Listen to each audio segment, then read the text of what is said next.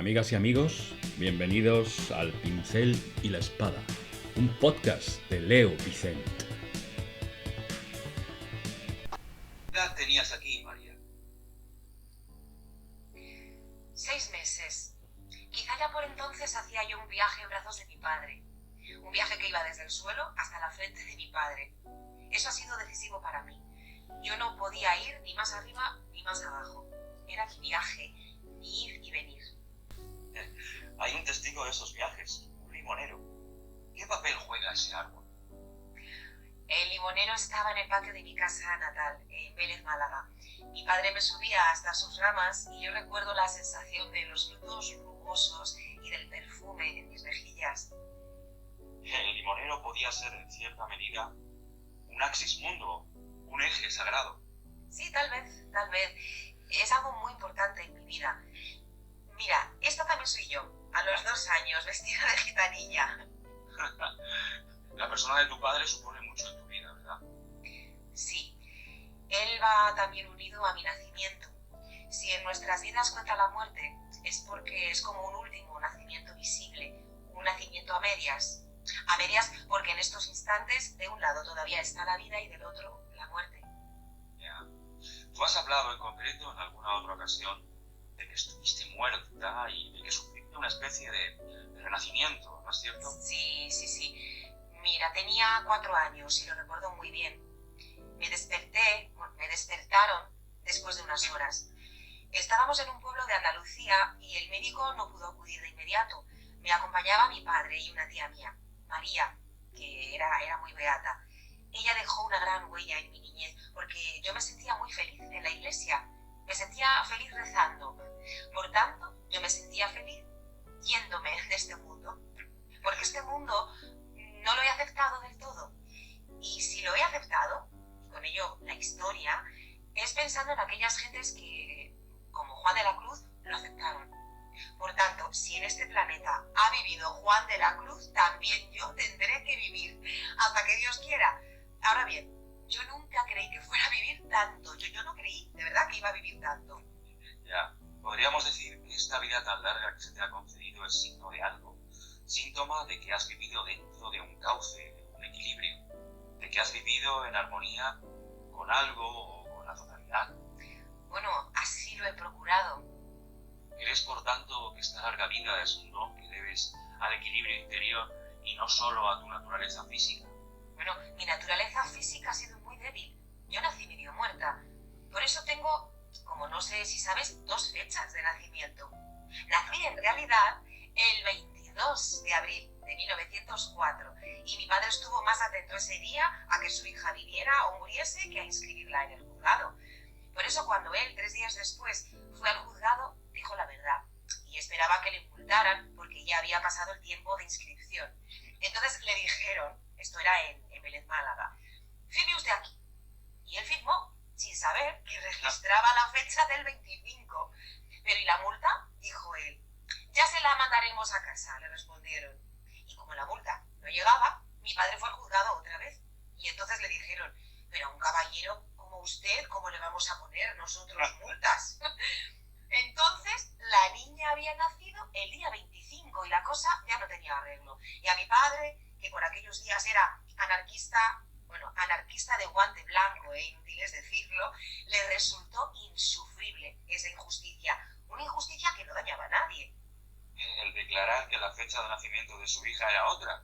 Claro, le hicieron declarar la fecha del 25, la que suele publicarse, pero la real es la del 22. Por eso algunos amigos íntimos que lo saben me felicitan en esa última fecha. Ya.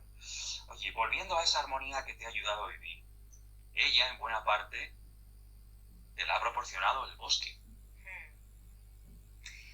Bueno, si me la ha dado el bosque, es porque yo ya la tenía. Ah, el bosque era solo un espejo. Era el encuentro con mi lugar. Yo me he sentido mal en todas partes, y la primera de todas en mi cuerpo. A mi cuerpo lo he tratado con muy poca atención. Ya, es que el cuerpo es una cárcel para el ánimo, como ya ha dicho más de un filósofo. Sí, y como cárcel lo he aceptado. De esa manera, con resignación y al mismo tiempo con ternura. mirarlo con ternura, a mirarlo con amor, pero más a través del cuerpo del mundo, como si el alma del mundo tuviera como cuerpo el universo. ¿Cómo se da la iniciación en ese cuerpo universal? La iniciación se hizo ya hace 3000 años. Yo ya he dicho en mis discusiones con mis amigos taurófilos que yo no necesitaba ir a los toros, porque lo que de ritual y de iniciático tiene esa fiesta no es nuevo. En los orígenes era una especie de bautismo. En Roma hay recintos destinados a ese fin. La sangre del toro caía sobre la cabeza humana. Esa era la iniciación, aunque las cosas vienen de muy atrás, como ya he dicho. El toro está en los orígenes de no pocas mitologías. En Grecia, por ejemplo.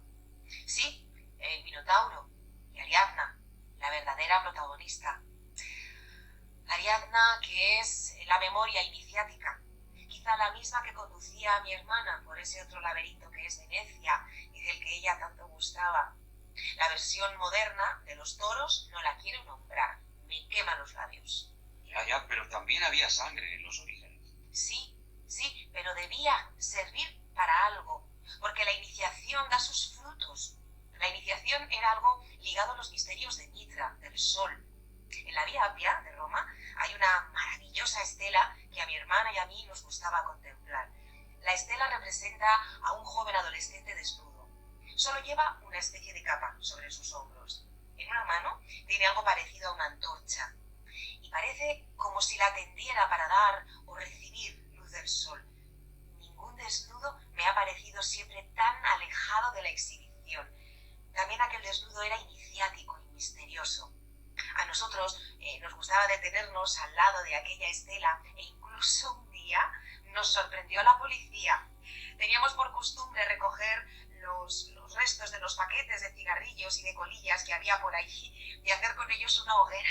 Ese día el pequeño fuego se extendió y yo tuve que aplastarlo apresuradamente para que no afectara a los árboles que aún estaban vivos. Oye, ¿y de Eleusis? De Eleusis y de sus misterios apenas se sabe nada. Ese pueblo, el griego, tan parlanchín habitualmente, supo guardar silencio durante siglos. Claro que de ellos nos hablaron Clemente y Orígenes, dos cristianos heterodoxos. Quizá ese silencio que se guarda sea una de las claves, un aspecto primordial de la iniciación. Sí, pero algunos disidentes supieron transmitirlos e incluso los injertaron en la misa o en los oficios de los monjes. ¿Recuerda ese cordón que antes llevaban algunas órdenes religiosas, en vez de la correa? Sin duda, representaba el cordón umbilical que unía a la madre. Es decir, es la salvación del incesto, totalmente transformado en filiación. El cordón señala la filiación que salva de cualquier forma de incesto y de cualquier forma de barbarie. La madre que al mismo tiempo representaba a la tierra, el cosmos. La madre representaba sobre todo el alma del mundo. Hay que ir a Plotino para comprender este tema. A Plotino, otro iniciado. Hay, en todo caso, cosas que más que comprenderse, se sienten. ¿No sucede esto con el orfismo? En efecto, yo la figura de Orfeo, más que verla, la siento. Orfeo es el mediador con los ínferos, y eso sí que ha sido un gozoso y penoso descubrimiento mío, la mediación con los ínferos. Yo no creo que se pueda ascender sin dejar algo abajo. Por eso he aceptado el escribir y el hablar y el vivir la historia y la oración. ¿Acaso la oración es otra forma de música, de melodía? La oración va más allá de todo.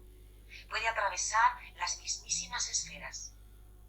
Pero en aquellos tiempos míticos hay otros viajes trascendentales, como el que nos describe Homero. Sí, el viaje de Ulises es decisivo.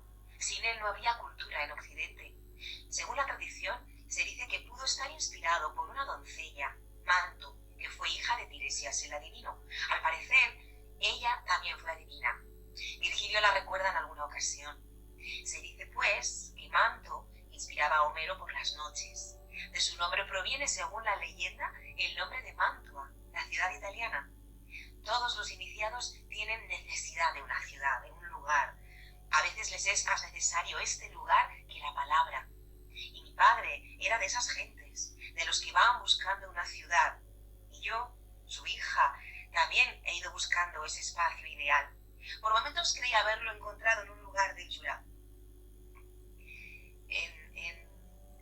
En la Pies, donde viví más de 10 años. Pero lo destruyó el progreso. Siempre el ciego progreso. Mi hermana murió allí. Perdiste, pues, ese espacio ideal. Sí, ideal, pero al mismo tiempo un espacio habitable, habitado. Un espacio que quizás se puede hallar en tantos otros lugares. La ciudad o lugar de los dioses. ¿La pasión cristiana fue el fin de la iniciación? Yo he escrito sobre este asunto. Ahora no te lo podría explicar mejor. Una cosa sí sé, que ya desde niña me horrorizaban las procesiones de Semana Santa. Solamente había una imagen en Segovia que no me impresionaba, y allí seguirá aún. Creo que era de Gregorio Hernández, un escultor maravilloso. Mira, es el Cristo del Sepulcro. Blanco, blanco, el Cristo blanco como la luna, como el que habló Unamuno en el Cristo de Velázquez. No siempre estos Cristos maravillosos de Gregorio Hernández se parecen a la persona de un condenado a muerte. Más bien representan a la divinidad sacrificada. Esa divinidad o verdad superior que solo bastaría con que descendiera para convencernos. Si hubiera sido la cristiana la religión del descendimiento, pero no, tenía que ser la del sacrificio. El Cristo realista del Montañés, con las heridas, los moratones, la sangre. España ha creído demasiado en el verter sangre, en la necesidad de verter sangre. Pero en España hay otras Semanas Santas que tienen otro sentido, como la de Andalucía. Tiene algo de... De todo, de todo. Tiene un aire como más terrestre. En ella está menos presente el dolor. Yo diría que tiene un aire, primaveral. En cierto sentido, es la fiesta de la primavera. Fiesta iniciática por excelencia. Sin embargo, suele decirse que España no es un país de iniciaciones.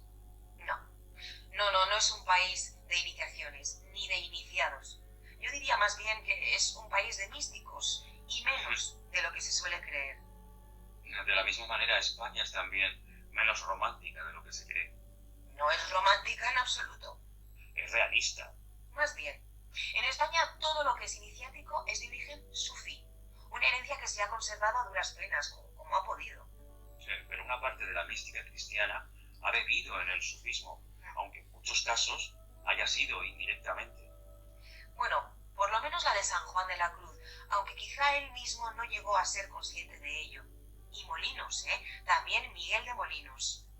Siempre tenemos que tener presente la España de las tres culturas. Por supuesto, la más iniciática es la árabe. Allá donde hay agua, hay iniciación. Y jardín. Claro, la misma Alhambra es un monumento iniciático. Hay que saberlo recorrer. Y el Generalife y sus jardines. Pero luego también tenemos el jardín interior, como los que a veces encontramos en Castilla. Es, en cualquier caso, el paraíso cerrado para muchos. Estamos hablando de los místicos, pero nos hemos dejado atrás a Dante Alighieri. ¡Ay, Dante! La Vita Nuova es el gran texto inspirado, iniciado, mucho más que la comedia. La comedia está, yo no diría manchada, eso es muy fuerte decirlo, está habitada por la historia. Ahora bien, el espacio de la comedia es como un cono, en cuyo centro, abajo, se halla la criatura inmunda, Satán, el que descendió por la luz. Y ahí está la relación entre la luz y la gravedad. Por haber robado la luz, cayó en el centro de gravedad. Para mí, esas vueltas del poema de Dante, en las que se van examinando pecados y pecadores, son como sacacorchos. Es como si, a medida que los seres se van desprendiendo de sus culpas, tuvieran que mondarse el corazón. Por eso, cuando llegan al centro donde se encuentra la criatura inmunda, lo que le dice a Virgilio, o se lo dice Virgilio a él, es que se dé la vuelta. Van a pasar del infierno al purgatorio. Y esa vuelta necesaria, la simple voltereta que dan los niños, es la iniciación. En ese momento se invierte el centro de gravedad. En vez de tenerlo hacia abajo, se tiene hacia arriba. Pero, ¿cómo dar en realidad, lejos de simbologías, esa vuelta? Ay, si yo lo supiera, la habría dado, porque yo no creo haberla dado. Quizá lo primero que haya que hacer es estar exento, no hallarse atado. Porque el que está atado, como por ejemplo una estatua, un ser adosado o sujeto a una base, no puede darse la vuelta. Para darse la vuelta hay que estar exento, hay que haberse librado de todo cuanto encarcela. Hablabas de la vida nueva. Es curiosa la fusión que en este libro se da entre prosa y verso. Es una maravilla, es el ideal. Le he dicho que para mí es una obra que está por encima de la Divina Comedia. ¿Y qué decir de la figura de Beatriz en esas páginas? Ese halo del libro se sabe que proviene del Islam. Hay escritos sobre esa influencia. Sí, Asín Palacios, por ejemplo, el arabista español. Personalmente, él era una persona muy cerrada, pero hizo grandes descubrimientos en este terreno. Él escribió la escatología musulmana en la Divina Comedia, pero ya digo que la esencia de Dante resplandece más en la vida nueva. Se puede hablar, en cierto sentido, de una forma de misticismo. Bueno, en realidad el misticismo no sabe, ni quiere saber, ni puede saber. La máxima claridad de la mística está en San Juan, no en Santa Teresa. También está en Molinos, como ya hemos dicho, pero él...